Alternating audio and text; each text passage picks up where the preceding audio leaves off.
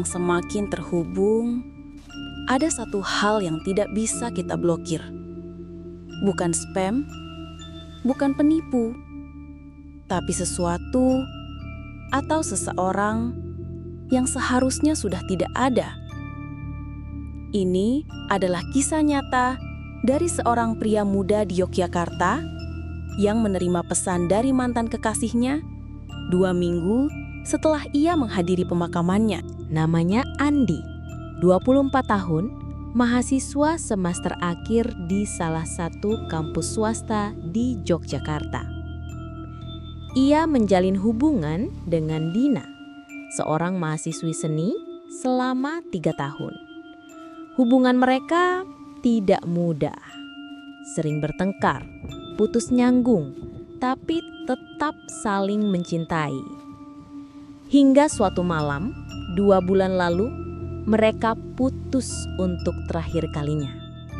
Pertengkaran hebat, kata-kata yang tidak bisa ditarik kembali.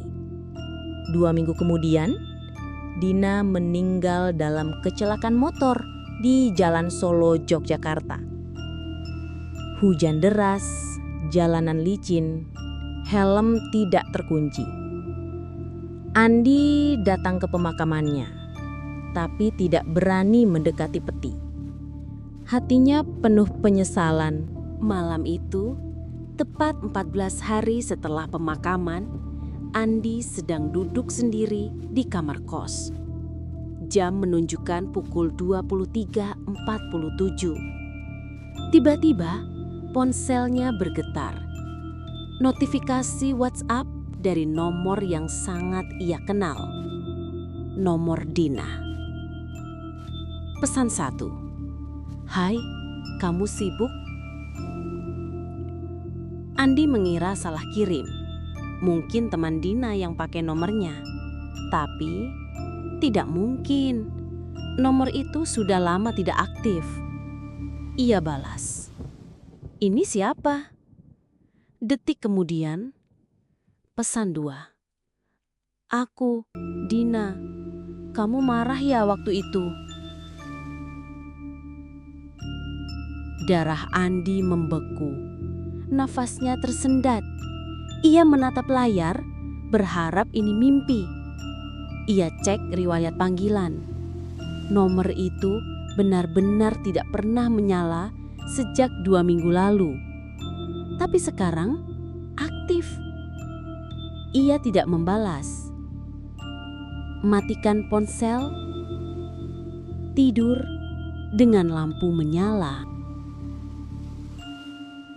2 malam kemudian, ponsel Andi berdering. Nomor yang sama. Tapi kali ini panggilan masuk.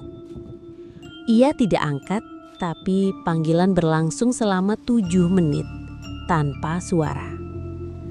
Setelah telepon mati, ada voicemail.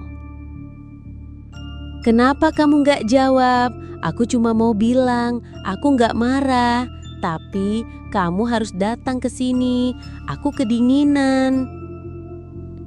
Andi memutar ulang rekaman itu 5 kali.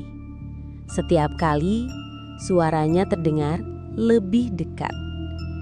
Dan di detik terakhir, sebelum suara habis, ada suara napas.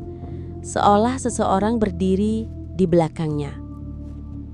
Ia pergi ke kantor operator, minta penjelasan.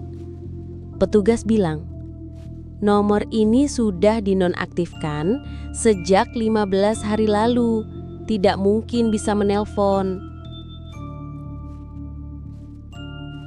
Andi mulai mencari jawaban. Ia temui teman-teman Dina. Semua bilang, nomor Dina sudah tidak dipakai. Kartu SIM-nya dikubur bersamanya.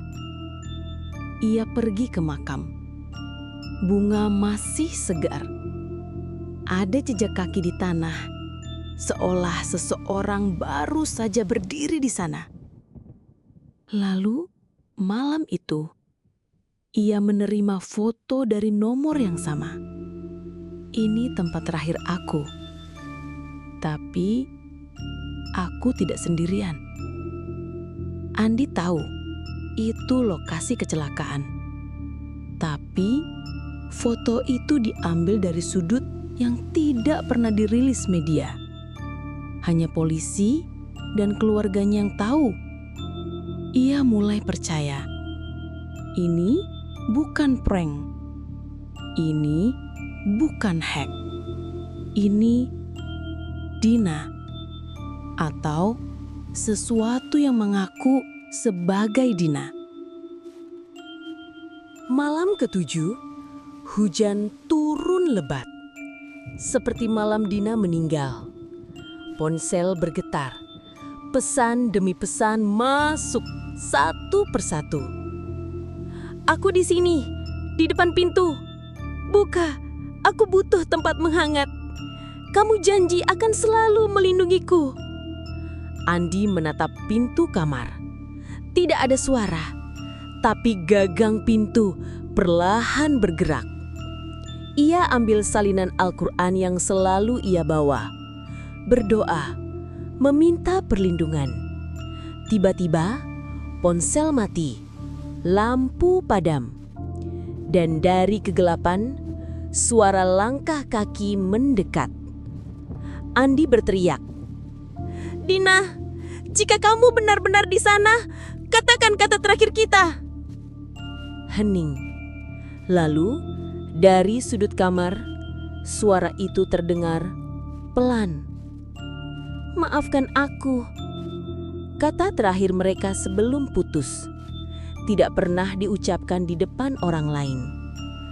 Pagi itu, Andi pindah dari kos. Ia ganti nomor, ia simpan ponsel lama dalam kotak besi. Tapi setahun kemudian, ia bercerita, "Aku masih merasa dia ada, tapi bukan untuk menyakitiku, untuk memaafkan dan dimaafkan." Apakah benar arwah bisa menyentuh dunia lewat teknologi? Atau ini hanya proyeksi rasa penyesalan yang terlalu dalam? Tapi satu yang pasti, ada hal-hal yang tidak bisa dijelaskan dengan logika. Dan terkadang, makhluk paling menakutkan bukanlah hantu, tapi kenangan yang belum selesai. Kalau kamu pernah menerima pesan, panggilan, atau foto dari seseorang yang sudah tiada, kirim ceritamu ke misterijurnalika@gmail.com. Bisa jadi kisahmu yang kami angkat minggu depan. Karena di balik layar ponselmu, mungkin ada yang sedang mencoba menghubungimu. Ini adalah Misteri Jurnalika. Tempat kisah yang tak terlihat diceritakan kembali. Jangan lupa like, subscribe, dan nyalakan notifikasi. Karena malam ini belum selesai.